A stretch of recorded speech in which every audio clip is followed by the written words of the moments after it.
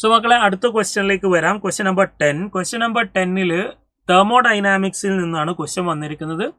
തെർമോഡൈനാമിക്സിലെ work അതേപോലെ തന്നെ change in internal energy, change in enthalpy എന്ന് പറയുന്ന ടോപ്പിക്കിൽ നിന്നാണ്. ഒരു match the following type question ആണ്. സോ നോക്കാം, ഇവിടെ ഫസ്റ്റ് കൊടുത്തിരിക്കുന്നത് work done in reversible isothermal expansion of 2 mole of ideal gas from 2 decimeter cube to 20 decimeter cube at 300 Kelvin.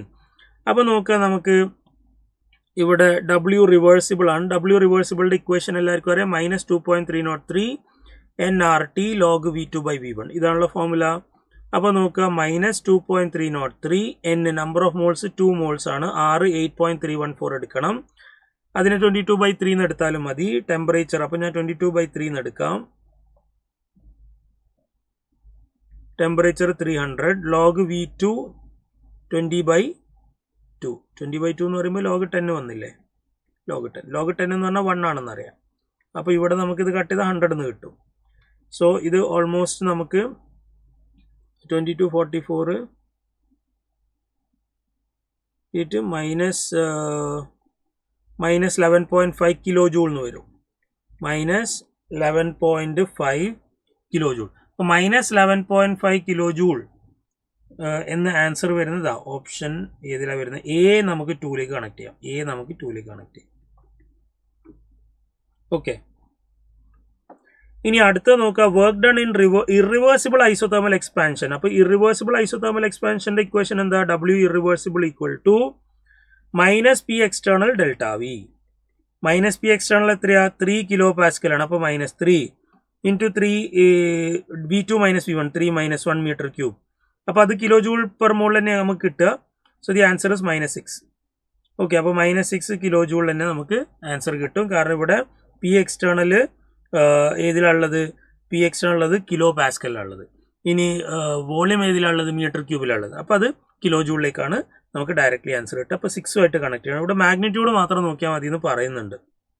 Okay, അവിടെ ക്വസ്റ്റ്യനിൽ മാഗ്നിറ്റ്യൂഡ് മാത്രം ചെയ്യാം. അപ്പോൾ ബി നമുക്ക് ആരുമായിട്ട് മാപ്പ് ചെയ്യാം? ബി നമുക്ക് സിയുമായിട്ട് മാപ്പ് ചെയ്യാം.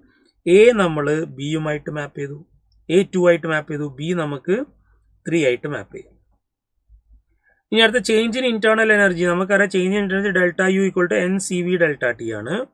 അപ്പോൾ N എന്ന് പറയുന്നത് ഇവിടെ എത്ര മോൾസ്? 1 mole ആണ്. അപ്പോൾ 1 into CVയുടെ വാല്യൂ തന്നിട്ടുണ്ട് 3/2 R ആണ്. അപ്പോൾ 8.314 or 22/3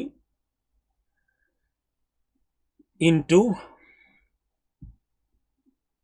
22/3 അല്ല കേട്ടോ, 25/3 ആണ്. 8.314 എടുക്കുമ്പോൾ 25/3 കേട്ടോ, 25/3. അപ്പോൾ 25/3 എടുത്തു. ഇവിടെ ΔT എത്രയാണ്? ΔT 320. ഇത് കാൽക്കുലേറ്റ് ചെയ്ത് നോക്കിക്കഴിഞ്ഞാൽ നിങ്ങൾക്ക് 4 കിലോ ജൂൾ കിട്ടും. Okay, 4 kilo joule. അപ്പോൾ 4 കിലോ ജൂൾ എന്ന് പറയുന്നത് സി, ഓപ്ഷൻ സി നമുക്ക് ആരുമായിട്ട് മാപ്പ് ചെയ്യാം? 1 മാപ്പ് ചെയ്യാം. അപ്പോൾ A2 B3 C1 ഓപ്ഷൻ 2 വരണം അല്ലേ? ഓപ്ഷൻ 2 വരണം. ലാസ്റ്റ് വൺ കൂടി നോക്കാം. അവിടെ ΔH ആണ് കാണേണ്ടത്. ΔH = NCP ΔT ആണ്. NCP ΔT, N is 1 mole, CP is 5/2 R, 5/2 into 25/3 into ΔT is 337. ഇത് കാൽക്കുലേറ്റ് ചെയ്ത് കഴിഞ്ഞാൽ നമുക്ക് 7 അപ്രോക്സിമേറ്റ് ആയിട്ടുള്ള ഒരു വാല്യൂ കിട്ടും. അത്രയും കിലോ ജൂൾ. ഓക്കെ.